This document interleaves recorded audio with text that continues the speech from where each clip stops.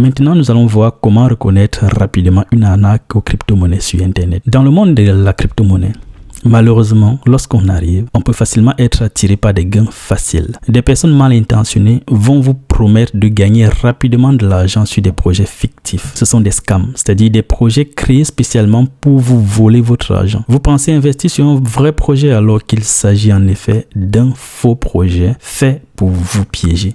Généralement, ce sont des projets tellement éphémères et généralement aussi, une fois que vous avez investi, il n'y a plus moyen de récupérer son argent. Comment reconnaître donc ces faux projets?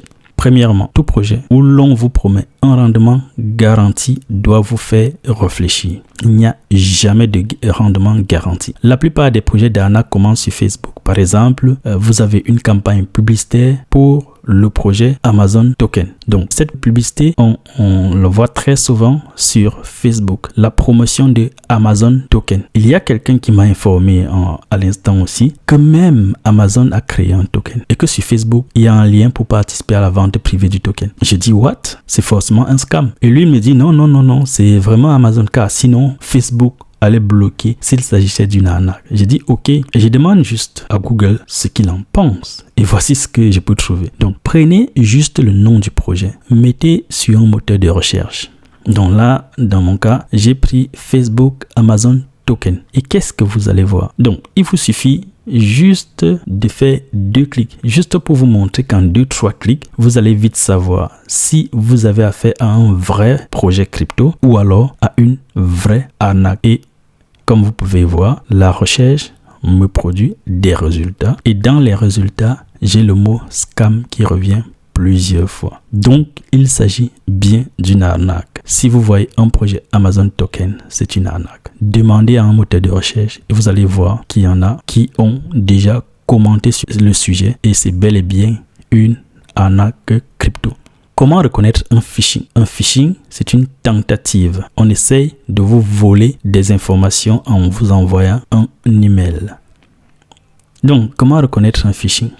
Le phishing, c'est ce qu'on appelle aussi hameçonnage, consiste à obtenir du destinataire d'un message d'apparence légitime qu'il transmette ses coordonnées bancaires ou ses identifiants de connexion à des services financiers afin de lui dérober de l'argent. C'est la même chose avec les crypto-monnaies. Donc, des personnes mal intentionnées vont vous envoyer des messages et essayer de tromper votre vigilance pour vous demander vos informations d'accès à votre portefeuille.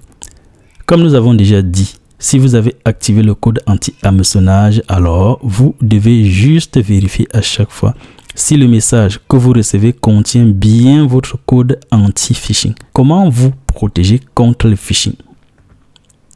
Si vous ne connaissez pas l'émetteur d'un message que vous recevez, vous devez être vraiment vigilant. Si quelqu'un ou un service vous demande d'envoyer vos informations confidentielles par email, surtout ne le faites pas. N'envoyez jamais des informations confidentielles par email. Aucun service sérieux ne vous demandera des informations comme votre mot de passe par email. Si vous recevez un message d'une personne que vous ne connaissez pas et que le message contient une pièce jointe, surtout ne téléchargez pas la pièce jointe. J'espère que cette partie est très claire et que vous ne tomberez jamais dans un piège. C'est la fin de ce long module sur la sécurité. J'espère que vous avez aimé et surtout que vous avez beaucoup appris.